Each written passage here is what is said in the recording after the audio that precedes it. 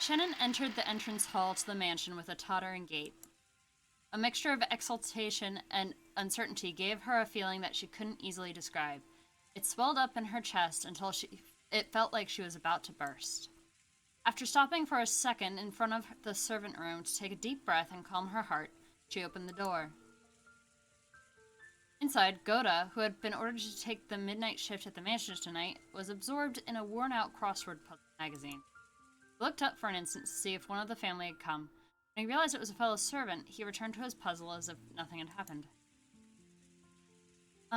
Genji-sama told me to come and help you. Ah, is that so? That's a relief. I was just about to go check that the mansion was fully locked up, Captain, but we're being hosted.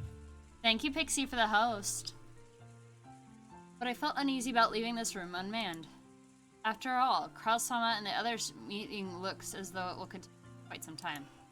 They might request some tea at any moment. That's true. Then, what shall we do? Should I watch over? Raiders detected. Welcome and enjoy your stay. Hey everyone, welcome. Thank you, Eris, for the raid. And Pixie, I'm doing pretty well. I'm doing pretty well tonight. Then what shall we do? Should I watch over? In that case, forgive me, Shannon-san, but I'll ask that you patrol the mansion. I will stay here, awaiting the family's orders. Yes. Shannon was slightly disgusted. Even though she'd come here to help out as a favor, she was casually being forced to do the job of the person actually on duty. Furthermore, after one-sidedly forcing that task on her, Goda returned to his magazine once again and became immersed in the crossword puzzle. Shannon bowed her head as a token sign of respect for her elder, and left the room to patrol the mansion. Thanks to her being a bit ticked off, she managed to suppress that floaty feeling she'd been having until just now. And anyway, she couldn't let Genji or Cannon see her looking like this. She wanted a little time to herself until her heart calmed down, so maybe going on patrol wouldn't be so bad.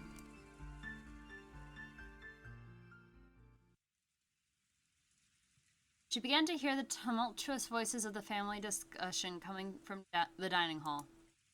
Someone was speaking at great length, only to be interrupted by someone else. The second person also began to speak in a very long, drawn-out fashion, until yet another person interrupted. That kept on repeating. It was as though their displeasure was seeping out through their voices. She had been told to go to the guest house, so it would be bad if Cross discovered her. Thinking this, she dashed past the dining hall. Then, she went along a pre-arranged route to the dark mansion, that all the locks were secure. She walked down the hall, checking each window. There were no humans on Rokonjima other than those connected to the family, so locking up didn't really serve much of a purpose. No one had been in the habit of locking up at the Uchinomiya family, at least not until Natsui had scolded them for being careless. The metal fixtures on the windows were ice cold. As she checked them one by one, the glow in her heart seemed to cool down.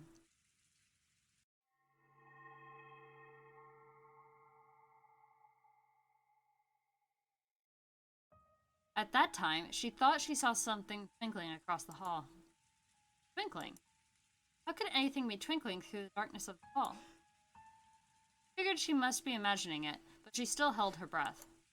Grasping a curtain, she carefully gazed down the hall. However, other than the occasional crack of thunder brightening the hallway, she was unable to glimpse anything again. Must have been her imagination after all. Maybe her heart was so agitated that she didn't even notice. Shannon went back to checking the windows. However, a certain unnerving memory was resurrected in the back of her mind. It was that ghost story, which had been passed down amongst the servants who served the Uchinomiya family. The mansion had two different masters, one of the day and one of the night. Beatrice, the master of the night, would sometimes fly around the mansion in sparkling butterflies. That was the story. Come to think of it, didn't Cannon-kun once say he had seen it with his own eyes? Though he got sulky when I said he must have imagined it, and I didn't refuse to believe him. Could it possibly be true? The roar of thunder gave no answer.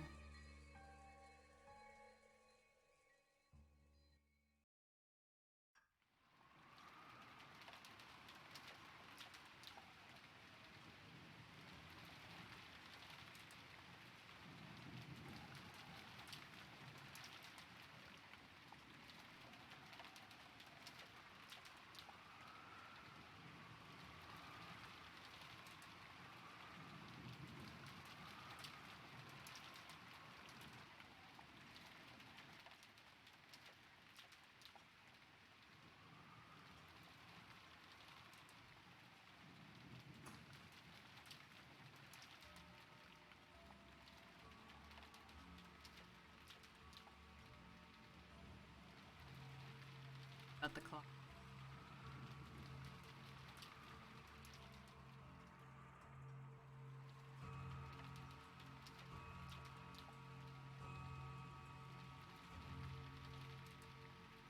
Just 3.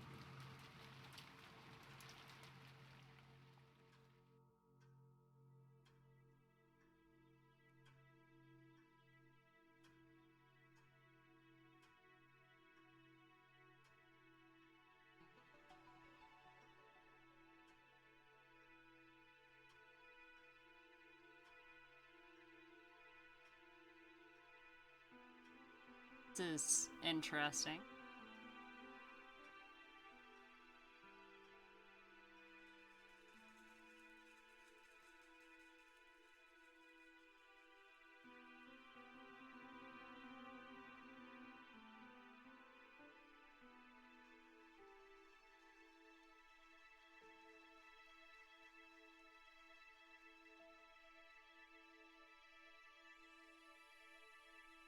Should Maria, but I suppose she was asleep.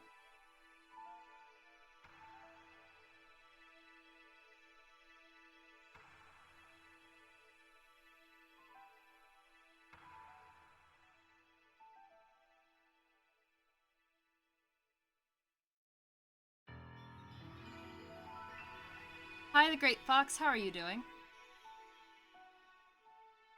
There are many different graphics settings for this. I went with the Steam default to start.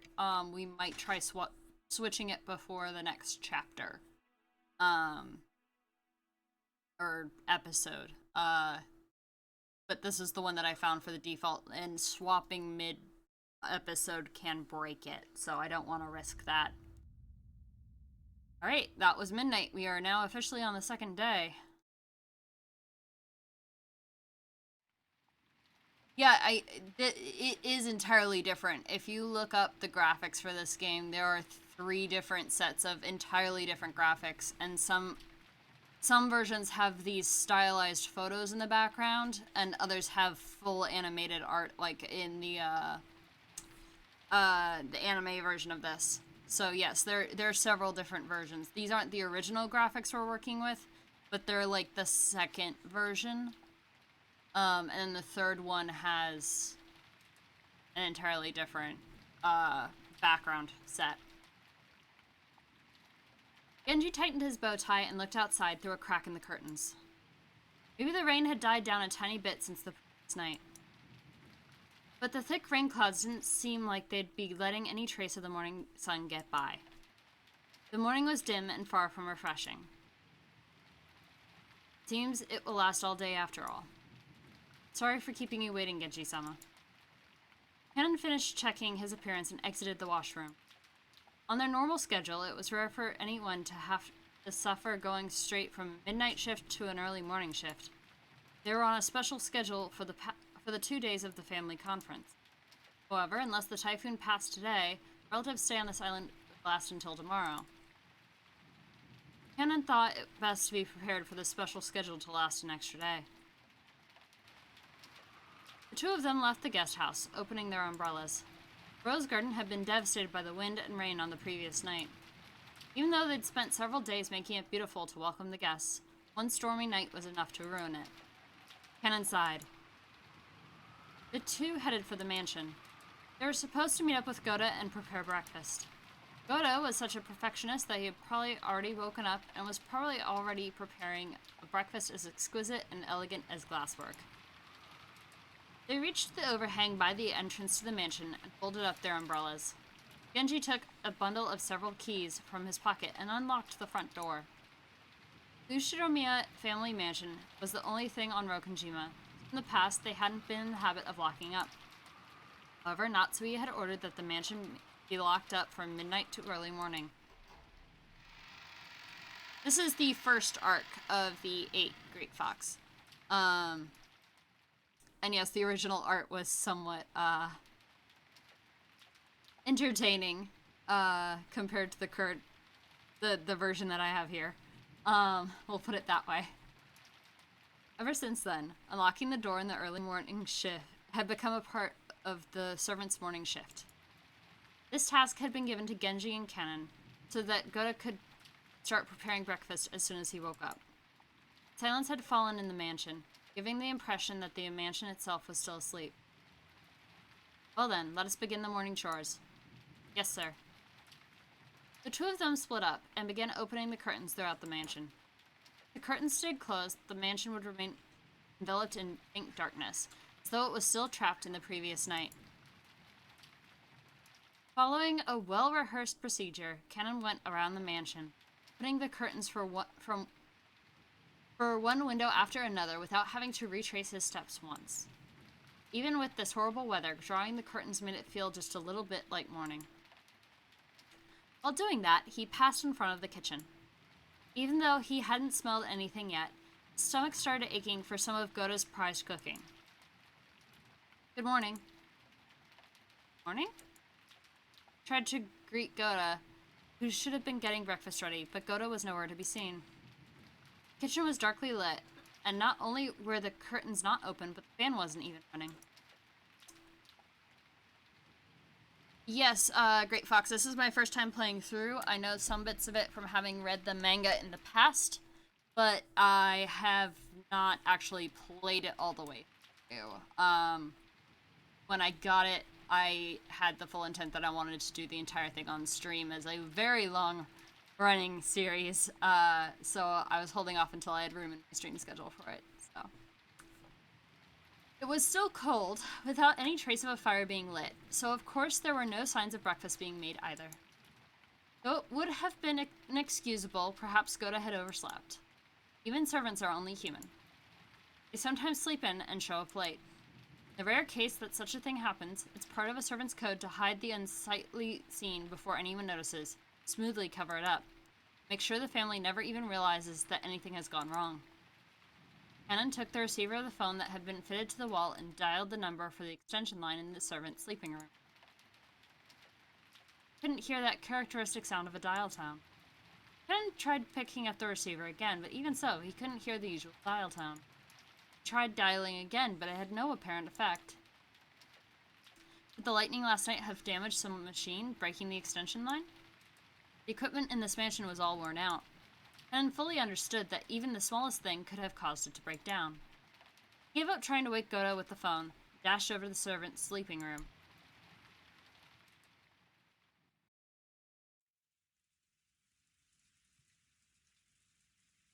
How long had it been since I stopped sleeping and started lazily staring up at the ceiling? That vague sense of awakening was part of Natsui's usual morning experience. She always slept lightly and couldn't sleep at all without medicine.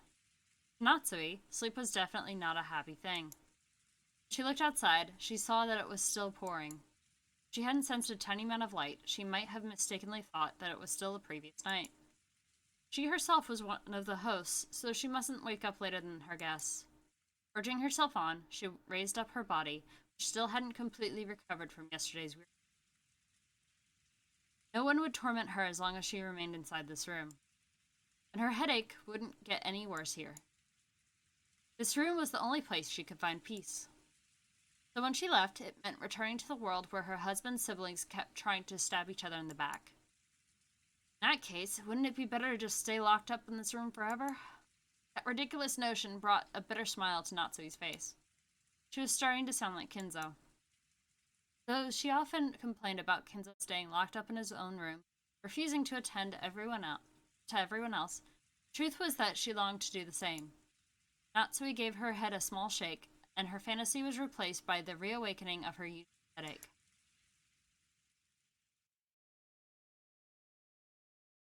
She reached for the doorknob, trying to leave her room.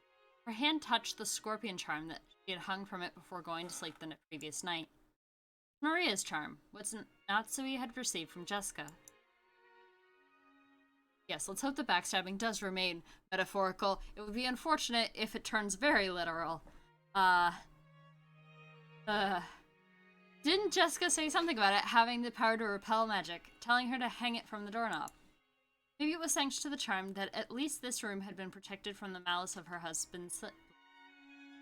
As she thought this, her mood began to get a little more cheerful. Wonder if I have Jessica to thank for the little bit of peaceful sleep I managed to receive. Then Natsui remembered. That's right, last night I promised Jessica that I'd give her a charm of my own in exchange for this one, didn't I?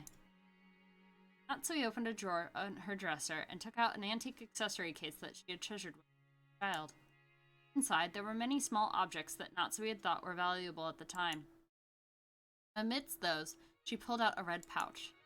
Inside was a small round mirror, about 10 centimeters across. It looked quite old. The design on the back of the mirror was very ornate, and it felt like something with historical value. At the very least, it seemed much more authentic than the other charm, which looked like a plastic scorpion keychain. She had heard that this was a spiritual mirror for warding off evil spirits, and she had been given it specially by her grandmother when her grandfather's mementos had been distributed. It had been believed since long ago that a strange power resided in this mirror. Perhaps people thought it could reflect calamity, malice, the same way it reflected light. Natsui returned the mirror to its pouch. It would probably be a fitting object to hand over to Jessica. Just as she was placing it in her pocket, the sound of someone knocking on the door suddenly echoed throughout the room. Yes? Morning, madame. It's Genji. My apologies for waking you so early. I'm coming now. What is it? No servant had ever come to her this early in the morning, nor had they come to wake her in person. Perhaps something bad had happened.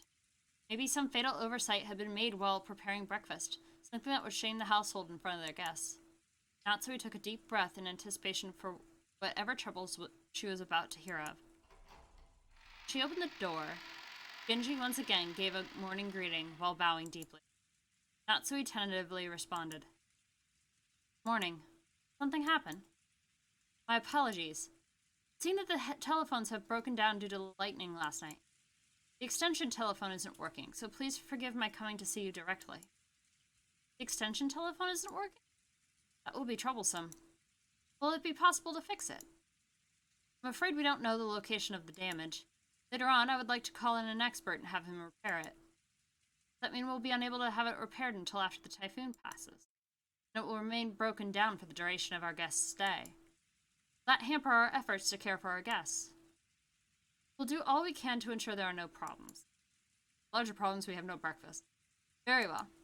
I'm counting on you to make sure we have no blunders. Natsui let out a small sigh of relief. Just use a satellite phone. I mean...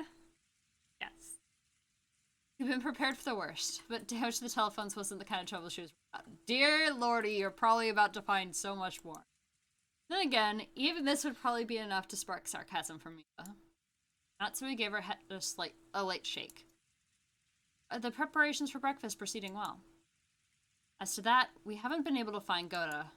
The arrangements for breakfast have yet to be carried out. What did you say? Natsui was indignant. For her, this was a much bigger problem than the phone's not working. And despite that, this piece of information was the part that had been postponed. I mean, to be fair, Genji did order the information in a logical manner. He had to apologize for the phones not being down, so he had to address it in person. Anyway, why did everything go well most of the time and then come to something like this when the relatives were... Natsui put her hand to her forehead and shook her head. Well, I suppose he slept in. At any rate, just see to it that someone hurries up and prepares breakfast. I don't care who. What? Natsui exited into the hall and turned around for a second to close the door to her room. The creepy thing she saw there silenced her completely. An unpleasant sight, as though someone had dipped their fingers in a reddish-black liquid and scratched at the door around the doorknob. Oh boy. Probably some sort of awful prank. Arranged by some person who wanted to make it look as though they tried to force the door with bloody hands. What sort of prank is this? How awful. I also just noticed it as I came to call you. I will clean it later. Perhaps this is a vulgar joke by one of the guests. Disgusting. Truly disgusting. Who in the world would pull such a childish and disgusting prank? Natsui had a pretty good idea, but of course there was no proof. Even if she pushed the issue, it would just seem as though she was making a fuss about nothing. In fact, it would surely be better to act as though she hadn't even realized that such a prank had been played on her. Natsui gave the order to have it cleaned and headed off to the parlor with a squeak of...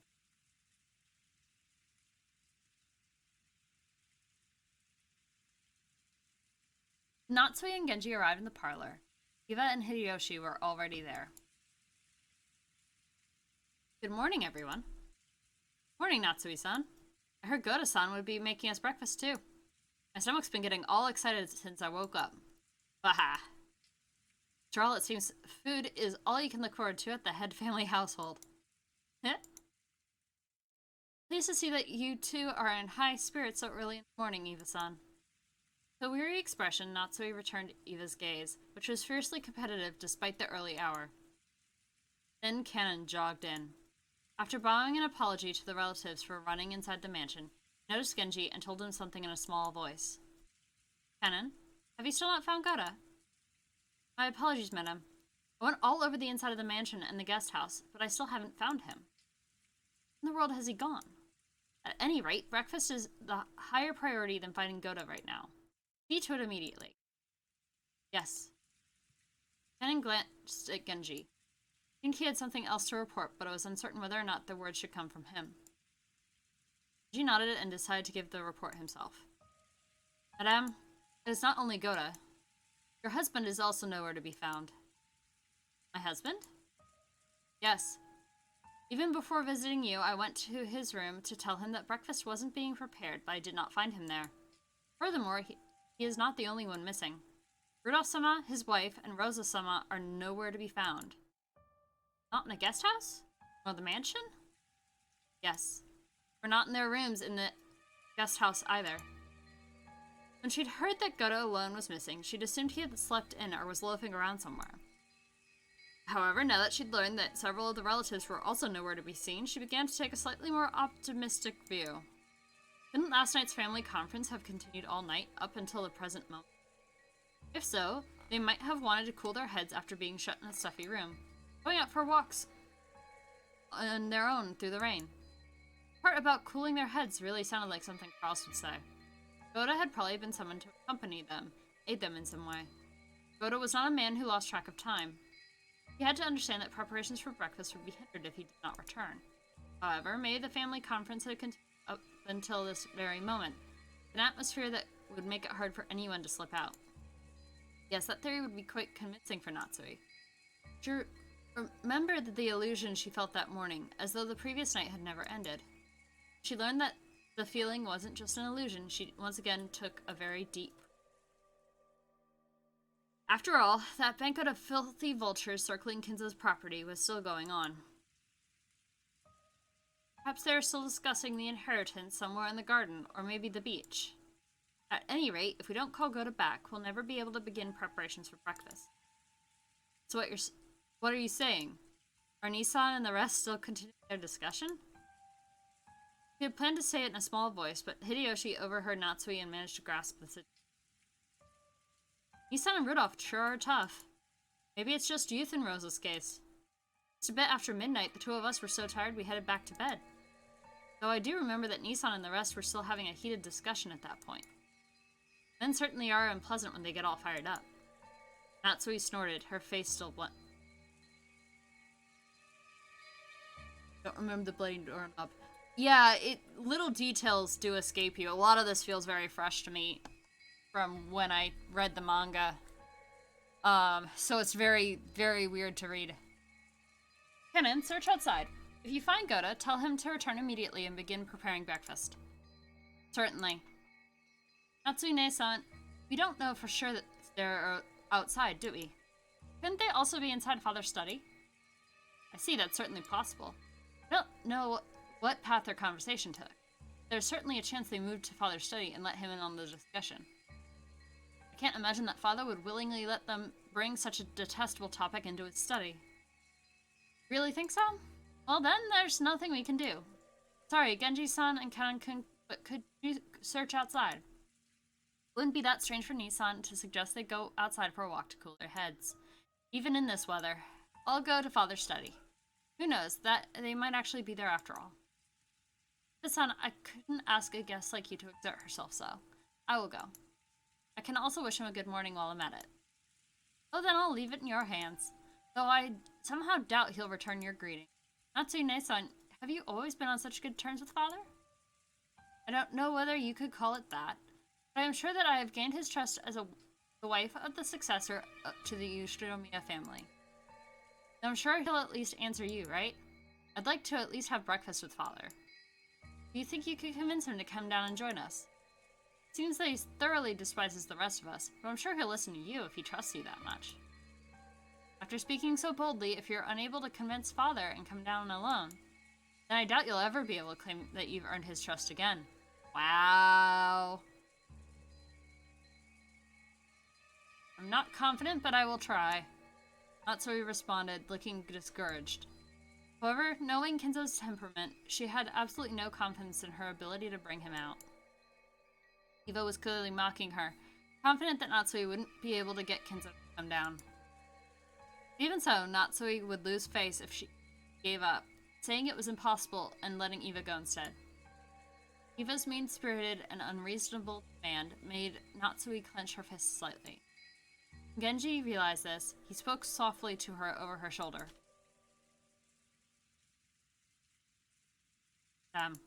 Please take this if you would. And this is? Genji handed Natsui a sparkling gold key of ornate design. It was the key to Kenzo's study. The study had an auto lock and couldn't be unlocked as long as Kenzo forbade entrance. However, since Genji was especially trusted by Kenzo, he was allowed to carry a key to that door. But if this key is used, won't you also receive the blame? The master is sleeping deeply, so knocking on the door will not suffice. And it would be more difficult to persuade the master to leave his room if he talk through the door. Please use this. Genji. Till now, Natsui had thought of Genji as a cold servant who wouldn't do anything for her, especially since he worked directly under Kenzo. But it looked like she would have to alter her understanding of him. She wanted to communicate her gratitude, but by then, Genji had already turned his back on her and was walking down the corridor with Cannon. Yes, the head butler trusted more than his children, but in some ways, I suppose that would make sense. Yeah. Does Natsui watch them go? With kids like these, who needs... Anyway, but as Natsui watched them go, the words directed at her from behind were sneering. Well then, you must bring father with you, okay? After all, it's his son's precious wife who's asking. I'm sure he'll listen to you. We're guests, so we'll just relax here at our leisure. Put it, Eva, you're taking this too far. Sorry, Natsune-san. We're counting on you to deal with father. Without answering, Natsui forcefully spun around on her heels and quickly left that place.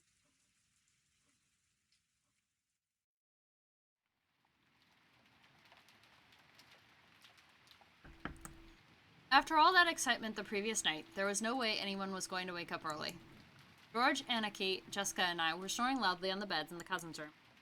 But Maria, who had gone straight to bed without joining in, was completely awake. As she rubbed her sleepy eyes and looked around, she was met with the loud snoring of the other three cousins.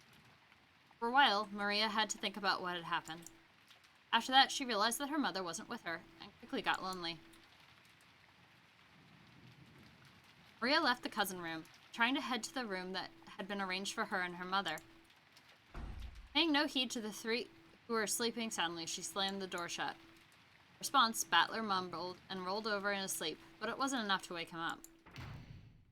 After a while, Maria returned, once again opening the door with a lively bang. When she had left the room, her face had been sleepy, but now that she was back, she looked irritated.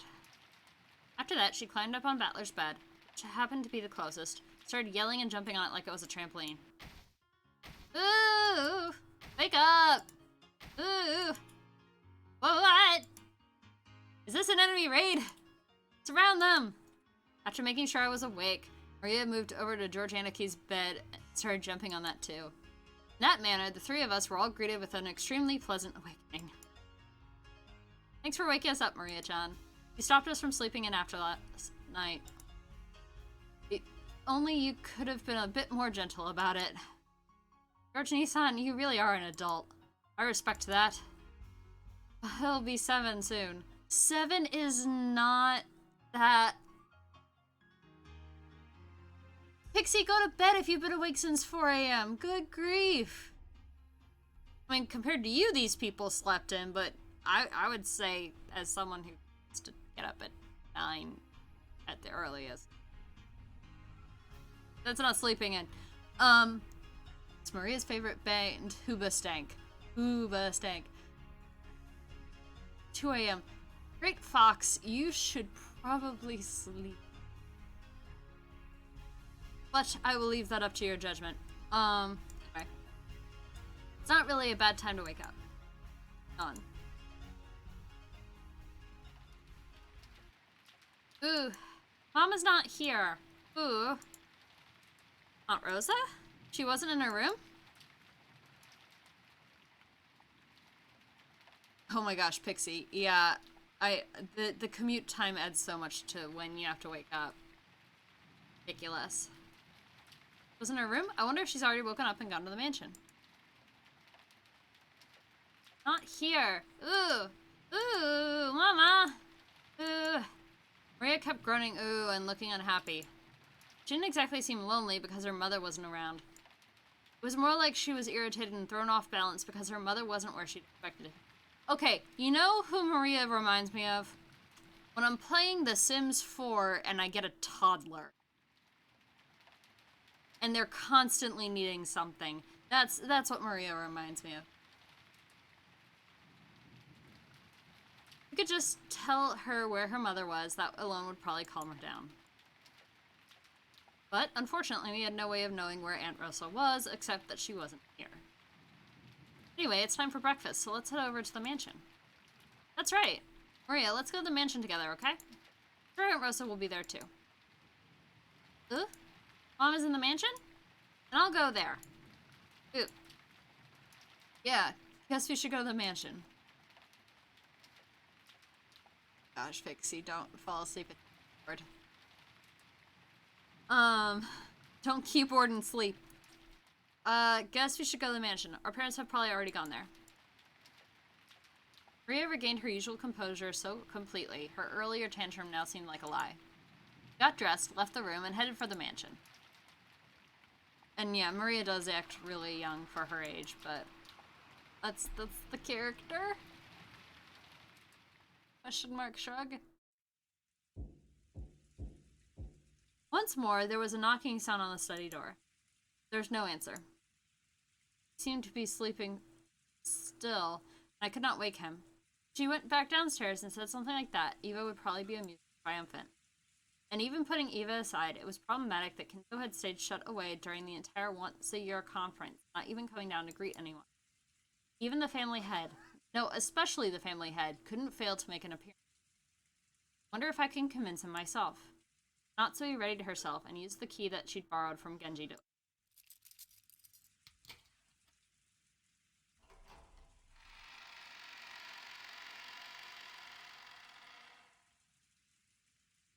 Even though she was prepared for the sweet stench, which seemed to eat into one's brain as it poured out the small crack in the door, she couldn't help but grimace.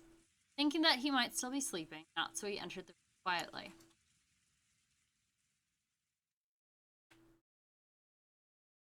When she did, Kenzo was already awake and looking down out the window. So you're awake. Good morning. How did you get in? Oh, how did you get in? Kenzo spoke with his back still facing her. His voice was not harsh, but calm, and Natsui was slightly reassured. However, though he was awake, he couldn't afford all that knocking if he was in a... Natsui wasn't able to relax. My sincere apologies. I asked Genji-san, and he allowed me to borrow the key to the study. Oh, Genji did? If my friend thought it was that important, then I have no choice but to listen. So, what business do you have with me? Well, breakfast will be ready soon, and I would greatly appreciate it if you would join us. I will eat here. Have it brought here like always. But Father, this family conference happens only once a year. Please, at least let them see your face. Go back downstairs. Are you asking me to join in as they discuss how to chew up my inheritance after I die? How foolish. Let them speak of such matters as much as they please without me. If that's what you call a family conference, it's hardly worth leaving my room for it. I'm busy. Not bother me. Last words carried the threat that any further questions would not be appreciated. Natsui realized that adding any further pleas would finally bring wrath down upon her. She didn't look forward to facing Eva's sarcasm, but there was nothing more Natsui could do. That's so.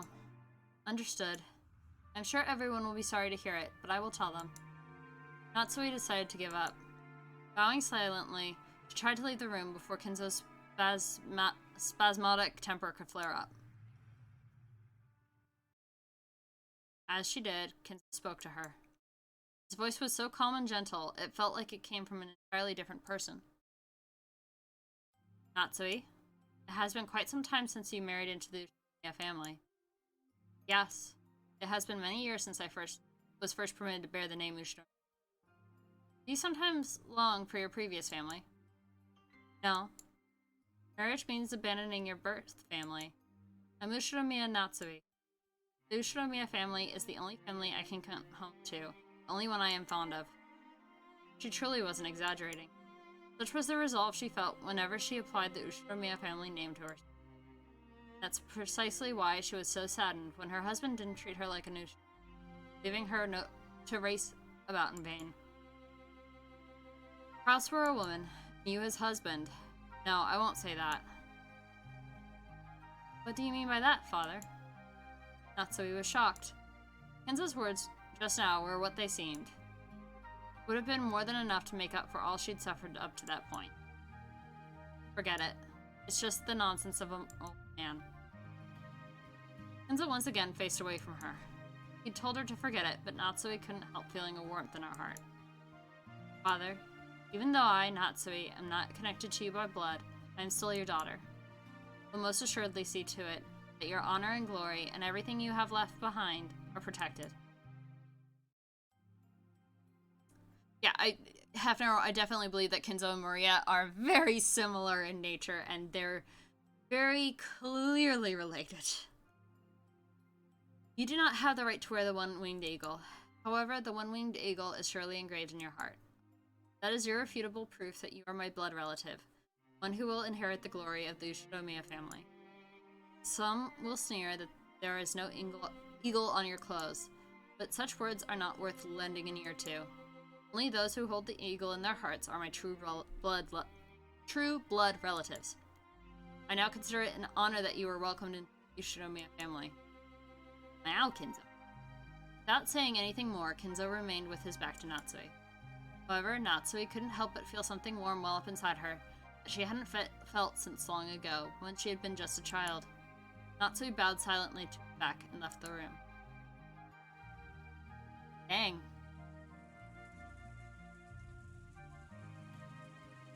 Good timing. How was father? For taking so long, I came to check. Natsui left the study. She saw Eva climbing the stairs, and their eyes met. Eva was smirking unpleasantly, thinking that Natsui would leave grudgingly after failing to come in. However, the way Natsui was such a frivolous laugh did not disturb her. She was not permitted to wear the family crest on her clothing. She was permitted to wear it in her heart. So she spoke calmly, clearly, and confidently, with the dignity of the one who would protect the Umineko family's glory. Father said he would not join in on the family conference. He says he has no interest in discussing such obscene matters. Figured you'd say something like that. If you failed to persuade father, just say so. How pitiful. I'm beginning to see why father lamented so. What do you mean by that? Natsui did not answer. Just as Kinzo had done earlier, he showed Eva her back as she headed down the stairs. Yeah, you really notice foreshadowing the more you look at this. It's one of those sorts of stories. Eva finally realized that she was being made fun of, that something had happened to quickly bolster Natsui's confidence. Even so, she apparently didn't have the courage to risk Kinzo's wrath. Unable to even knock on the door, she could only click her tongue, make a motion as though scratching at it, and follow after Natsui. So were Nisan and the rest there? Did you ask father about them? I didn't get the chance to ask, but they were not inside the study.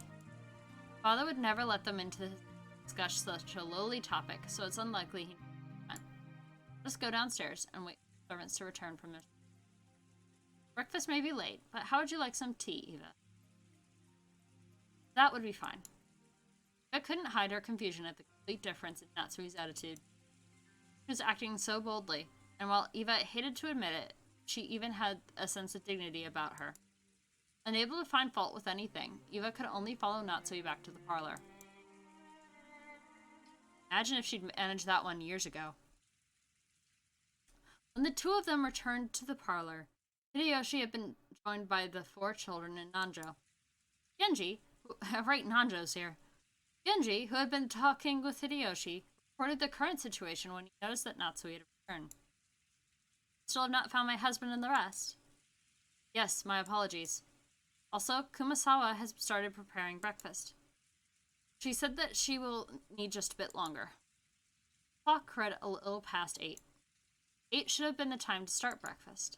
Normally going over that time limit would be a disgrace to the host. Canon is now searching outside. Also, no one has seen Shannon either.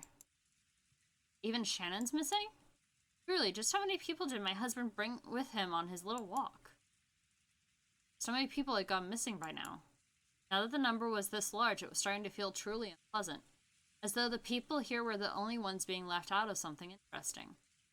At least, that seemed to reflect the feelings of the children, and Maria in particular.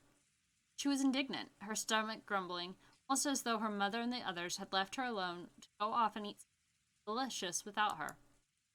The other children were flipping through the channels on the television, trying to find a program that might interest Maria and cheer her up again. Nanjo was sitting on the sofa, gazing blissfully at the children while reading a book. How can you read a book and gaze at the children at the same time? Anyway, must have been a book about chess. The sound of footsteps came rushing towards them. There was only one set, so they realized before seeing who it belonged to that it was probably Canon, not Cross and the rest. Madame, excuse me. Judging by your appearance, you still haven't been able to find them. My apologies. I still haven't. It'll be enough. Worked hard. Didn't know where they were, but they had to be somewhere on this island. They hadn't had a thing to eat since the previous night, so their stomachs must be growling about now. Probably come plodding back of their own accord before long. And now, Natsui had was thoroughly exasperated and started to feel that there was no reason for them to go out of their way and search. I will go to the kitchens and prepare some tea for all the guests. Thanks to the both of you for all your hard work so early in the morning. Natsui left the parlor, acting as though the release in tension caused a new surge in her headache. Canon tried to call her back, but Natsui left swiftly. What is it? Was there something else? Yes. I wasn't able to find her husband or anyone else, but, well... Canon sounded evasive. It looked as though he didn't know where they were, but he had spotted something that might be connected to their disappearance. Eva and Hideyoshi noticed this exchange of words and came over. They had probably picked up on something strange in Canon's behavior.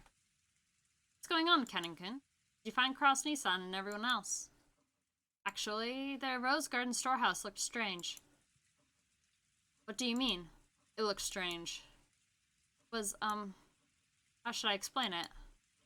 Canon hesitated once more. His tone wasn't at all what you'd expect from this usually fearless boy. Seeing this, Eva and Hideyoshi looked at each other dubiously. What do you mean? Are you saying Nissan and the others were inside the storehouse? No, I'm going to inspect the inside now. I just now came back to get the key, but, I don't really get it, but it sounds like we're just gonna have to look around inside it. Where's the key to that storehouse? It's in the servant room. Let's check inside the storehouse at once. Canon dashed off to the servant room and returned with the key. Genji left the parlor, saying he would go check. Then Eva and Hideyoshi followed after him. But was this something strange about the storehouse that had caused the usually fearless Canon to hesitate? It was still pouring outside, but perhaps the curiosity over the something that Canon couldn't talk about won out. While the children made a big fuss watching television, Canon and the rest dashed over the entrance.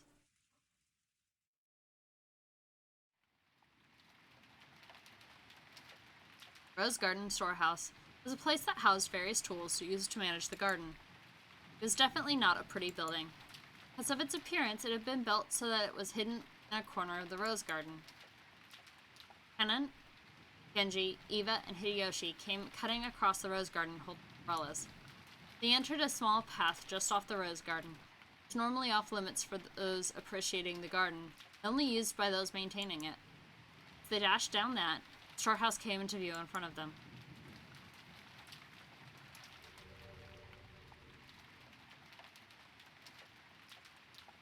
It was quite an old shed, and compared to the flawlessly perfect beauty of the rose garden, it was pretty seedy looking. It was easy to understand why it had been built in a hard-to-see place. Eva and Hideyoshi arrived at the storehouse long after Ken and Genji. You two sure are fast.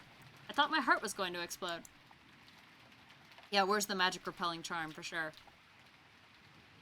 There's only two, and they're not where Maria left them. I never knew that they had a storehouse way over here. But what is that? When Eva looked where Kennen was pointing, she was at a loss for words.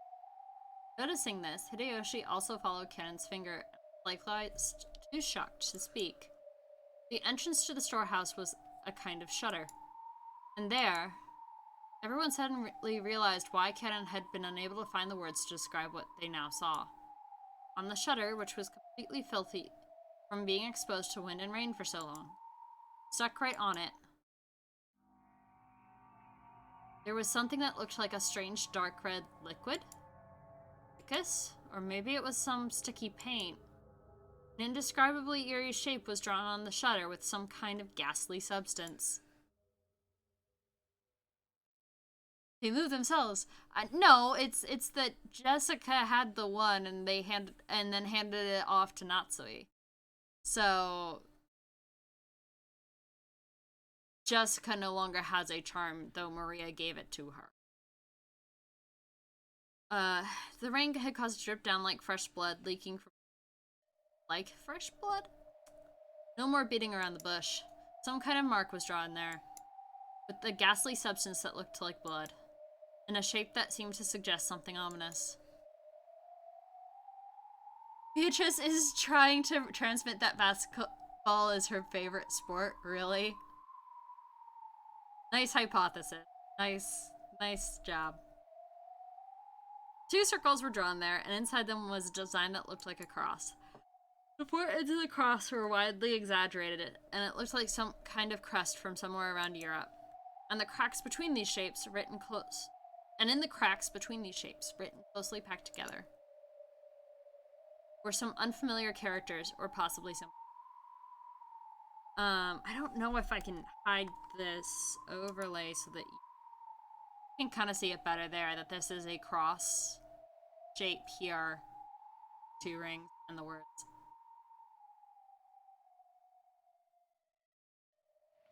What a vulgar bit of graffiti. Could this be one of those? One of those magic circles used in demonic ceremonies? It wasn't surprising that Hideyoshi would say that about such a ghastly shape, drawn in a deep red dripping substance. When was this made? There was nothing drawn here when I came by yesterday, before it started raining. We must do something before anyone else sees this. If they laid eyes upon it, it would cause them great discomfort. That's right. Even though it's just a shed, I wouldn't want to leave such an unpleasant piece of graffiti alone for even a second longer than I had to. There is some paint inside the storehouse. Let us paint over it temporarily as an emergency measure, and repaint it again someday when the weather is good. Genji remembered that he had just recently seen another scribble, and that it too had been made with a strange, dark red substance of the same color as this. That must have been... That's right, he had seen it on the door to Natsui's room.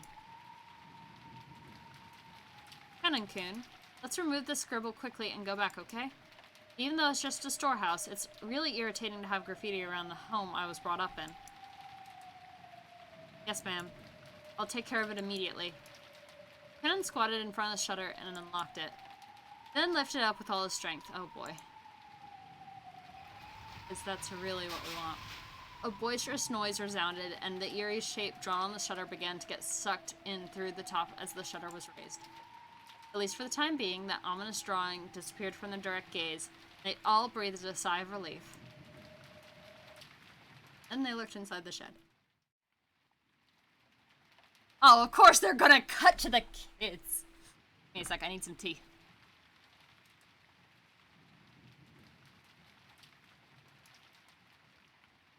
So much reading.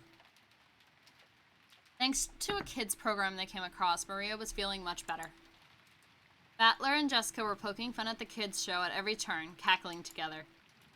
George was enjoying the program with Maria from her perspective. Nandro sat on a sofa by himself, passing the time by quietly. They heard hurried footsteps coming from the hallway. They were the footsteps of a single person. Did that mean it wasn't the group of 4 that had just left?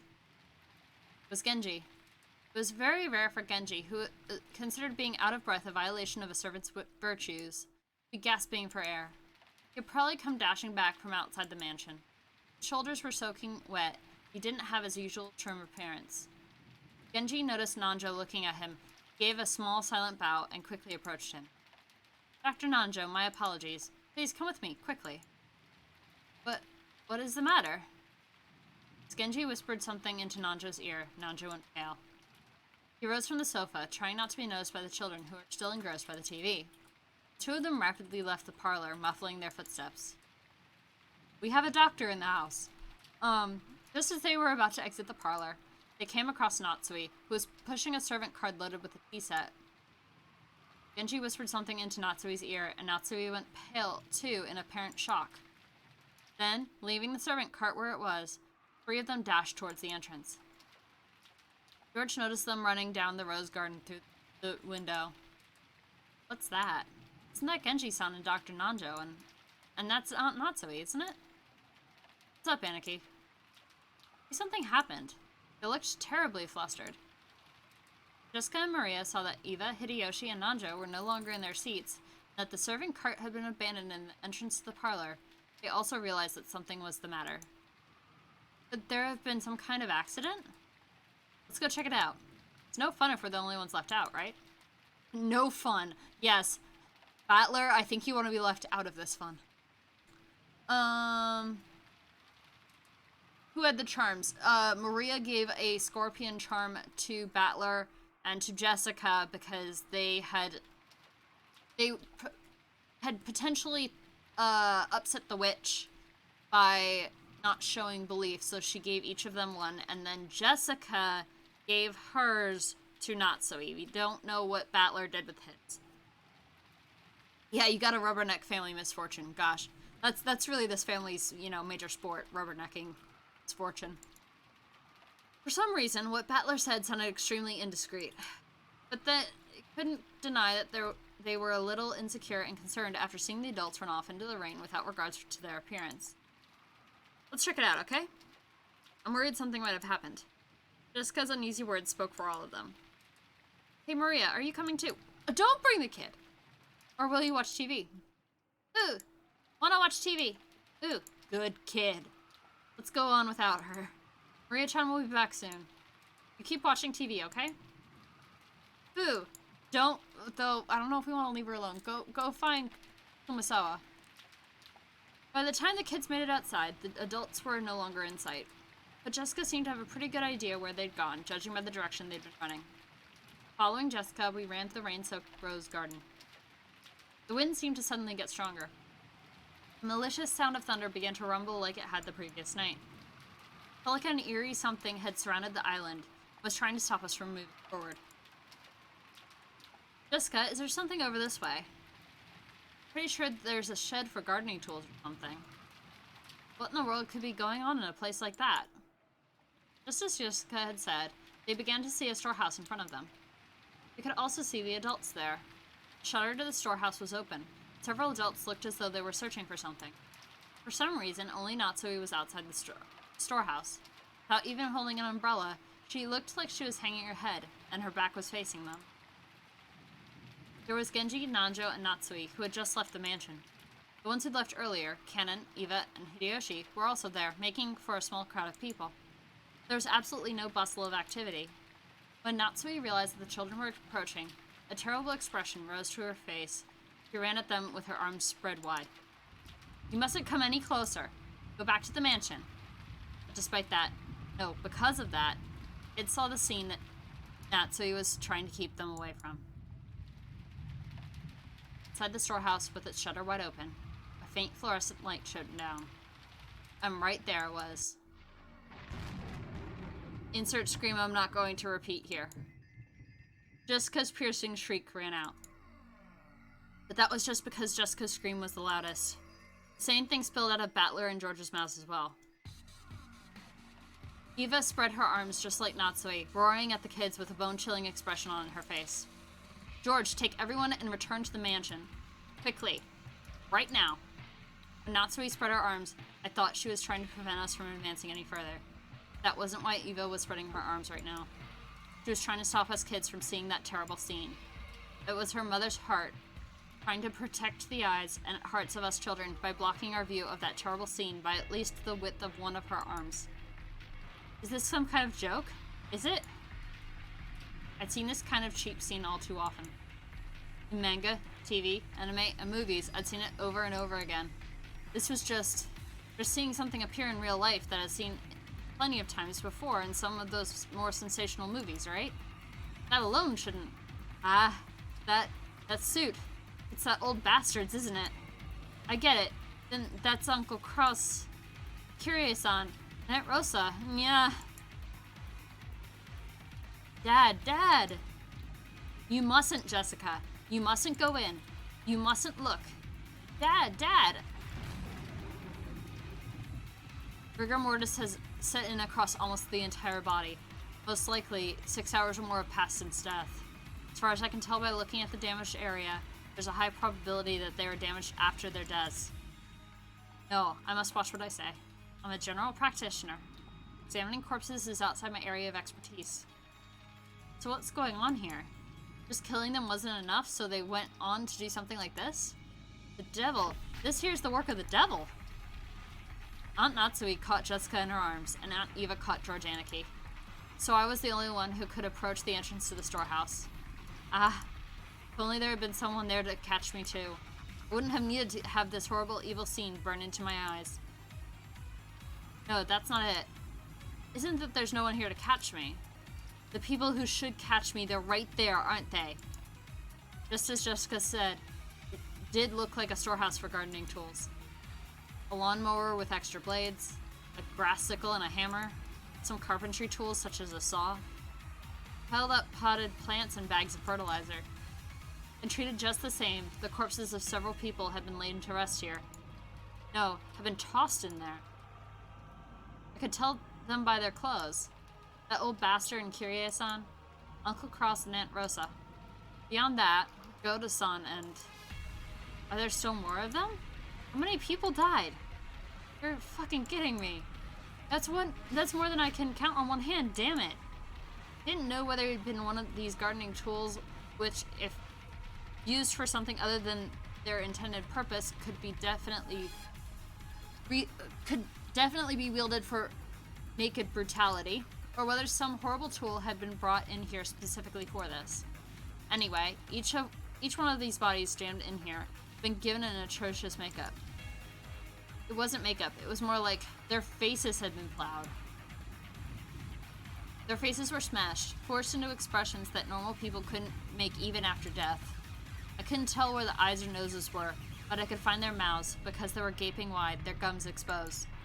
But their front teeth were missing, and even the cheeks that should have covered all of this were all torn up and laid bare. That trendy makeup you always spent so much time on, even though you were a man, isn't doing a thing now. Yeah, Dad, I always thought you were going to hell. But still, not like this, right? You were such a son of a bitch that you weren't such a son of a bitch that you should have to suffer so brutally. And Kyrie-san, didn't I tell you to stop going out with this guy? There's absolutely no reason for you to end up like this too. They've got no faces. No faces. Petler's yikes face, yeah. Damn it. Battler-san, you mustn't look anymore. There's no way your mother and father would want you to see them like this. For their sakes, you mustn't look anymore. Dead people are supposed to have faces that look like they're sleeping peacefully, right? They've got no faces. My dad and Kyrie-san have no faces. I don't even know what kind of faces they were wearing when they died. What's wrong with me? Will I have to see these smashed monster-like faces every time I remember them? That's just great. I didn't want to remember that old bastard's smug face anyway. Just great. But why even Kyrie-san's face? Kirie-san wasn't a crook. Sure, she ticked me off a bit now and then, but she was like a cool big sister to me. This is wrong. This is all wrong. At least Uncle Kraus has it better, doesn't he? It's not his whole face, just the side. At least he's got half his face left, right? Jessica's right freaking there. And still better. That's still better. No! Jessica filled her ears with the sound of her own screaming, trying to shut out my reckless words. Stop it, Battler-kun. Just stop it. Just stop it. Anarchy. Ah! Disregarding age and appearance, I fell to my knees, clinging to Anaki's waist and sobbing. It was as if I was crying on behalf of everyone there. Representing the feelings of everyone there, I screamed over and over.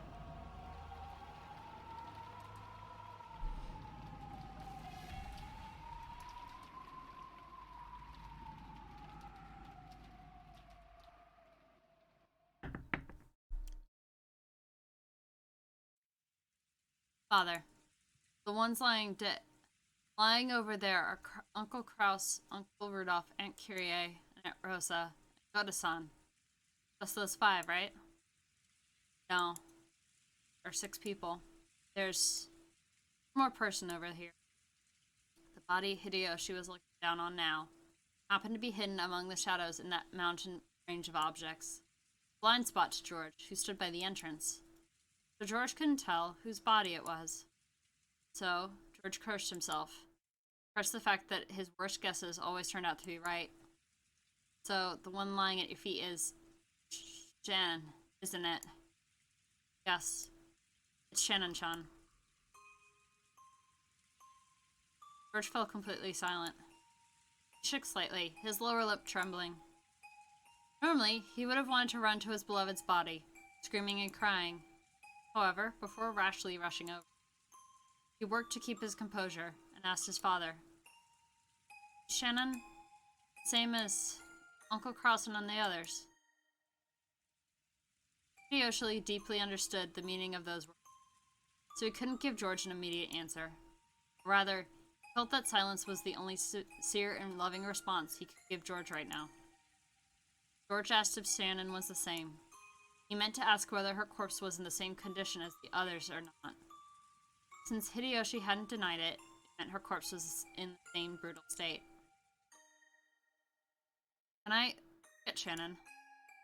No, can't. Why not? After all, I won't be able to see Shannon's face again, right? Why won't you let me see what her face looked like at the end? Last time you met Shannon-chan was yesterday, right? Yes.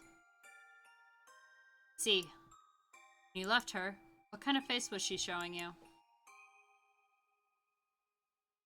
was a wonderful smile. After he handed her the ring, she hesitated, even though she must have already made up her mind. She looked bashful and ran away because she was embarrassed to let him see her face looking like that. That's the expression that was revived in George's mind. I see. Then I'm sure Chan wouldn't want to leave you with that. Shin-chan would want to leave you with that smile in your memory. Hideyoshi looked down upon Shannon's body lying at his feet. Just like the other bodies, it was in such a horrible state that it would make anyone want to cover their eyes.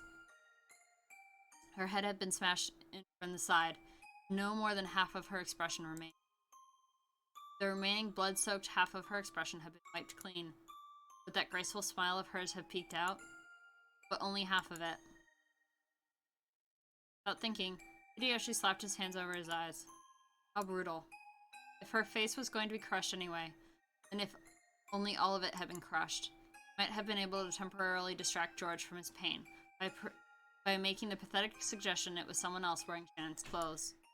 But half of her face had been left untouched. It caused the body so much humiliation, while still proving beyond doubt that the body was Shannon's and no one else's.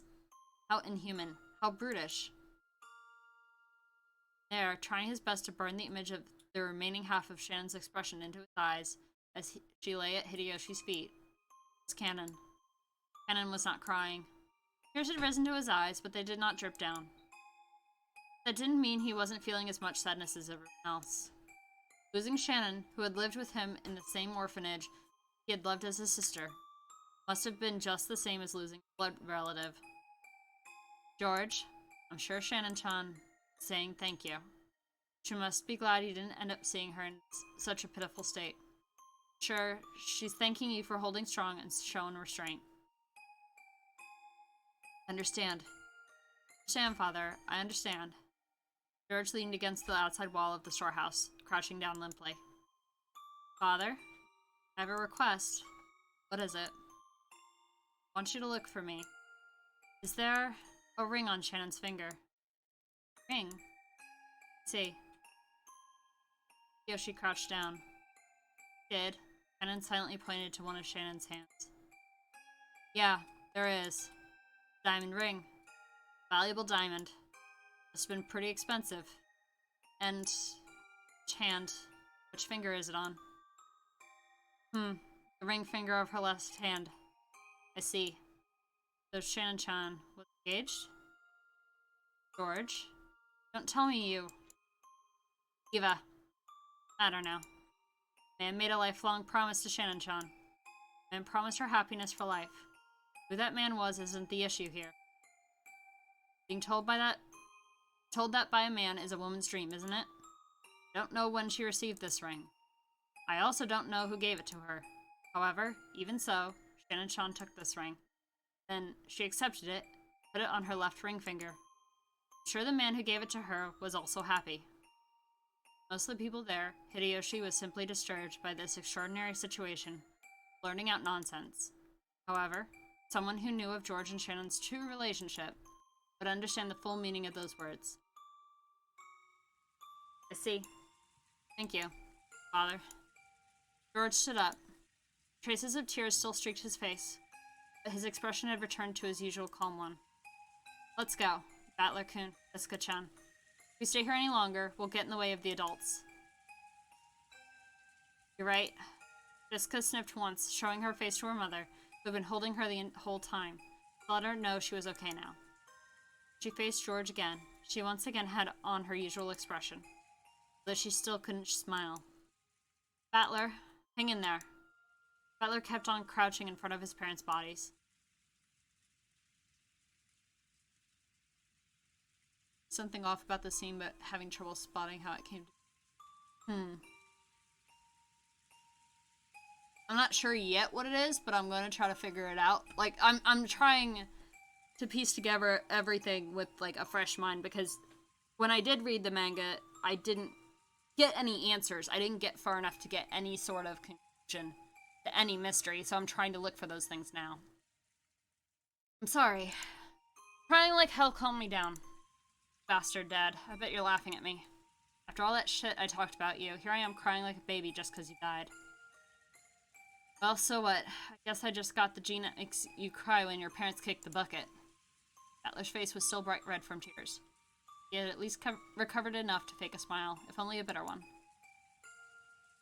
Cannon, you mustn't remain here any longer either. Take the children and return to the mansion. Natsume had been standing under the rain this whole time, unable to take a step into the storehouse.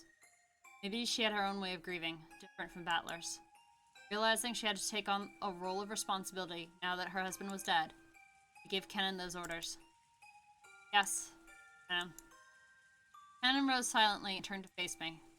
His face was pure white, almost as though his own heart had died along with Shannon. There was no life in his expression. On an ordinary day, if he had been told to guide the children through the beautiful rose garden, Kennen might have led the way. But now, there was no distinction between Kennen and the children. We're now just kids of about the same age, suffering the pains of losing close to them. After making sure that the children were leaving, Natsume started giving orders to Genji. Genji, contact the police immediately. Probably won't be able to come until the typhoon passes, but should be able to tell us what to do. Understood. There's an emergency radio, so I'll use that to contact them. When she heard that, Natsume remembered. That's right, the phones were out today, weren't they? However, they also had radio, since they couldn't necessarily rely on phones all the time living on an isolated island. At any rate, they should start by contacting the police, receiving their instructions. Everything else could wait. Dr. Nanjo, is there anything more you can do here? Unfortunately, there's nothing I can do. Understood. Genji, could you at least cover their faces with something? Exposing them like this is humiliating to them as well. Yes, ma'am. Genji picked up several dried towels from inside the storehouse when Eva stopped him with a shrill voice. Wait a second. Stop. Scene of a crime, isn't it? We mustn't disturb it. We all panicked and walked in here with our shoes on, but even that will surely get in the way of a police's investigation, right? Natsui glared at Eva, offended. Objectively speaking, Eva was right. Even so, she glared at Eva, as though accusing her of refusing to do those tragic corpses, which had been humiliated even after death, simple kindness of covering their faces. However, Eva had spoken both calmly and correctly. This horrible situation definitely wasn't an accident. The crime. Someone had killed them. It was a murder case. So they needed to be careful to avoid disturbing the site any further. They had to do what little they could to aid the police, preserving clues that might help catch the detestable culprit. I agree with Eva-san. Until the police come, we should leave everything be. What do you say, madam? Right. Very well. Close it up. Just in case, we should put a different lock on it. A different lock? Yes. Came here, the shutter was locked. That means the culprit used the key to the shutter to lock it. That makes sense. That means the key that opens the shutter will have the culprit's fingerprints on it. I'm sure it will be worth submitting it to the police as evidence. Kennen-kun usually has it, and he used it to unlock the shed just now. He'll probably have Kennen's fingerprints on it. Also, that key was handed to Genji-san just now. He took it with his bare hands. Doesn't look like it'll be very useful as evidence. It's careless of me. My apologies. Genji-san, are there any other keys to the storehouse? No. Only this one. Culprit walked out of the servant room with that key. Then was nice enough to return the key to where they found it? Hideyoshi's theory sounded plausible, but was actually very strange if you thought about it. Why would they go through all the trouble of returning a key they stole? Now, if you think about it even more deeply, there's some points that are even more bizarre. When a criminal hides a body, they're usually trying to delay the point at which it will be found, so they can use that time to escape. 6 weren't necessarily killed here, but it was reasonable to assume they were killed somewhere on this island, buried to the storehouse, to delay the discovery of the crime. And yet, the eerie magic circle scribbled on the storehouse shutter eloquently indicated the location of the hidden corpses. Sure, it didn't explicitly mention the corpses.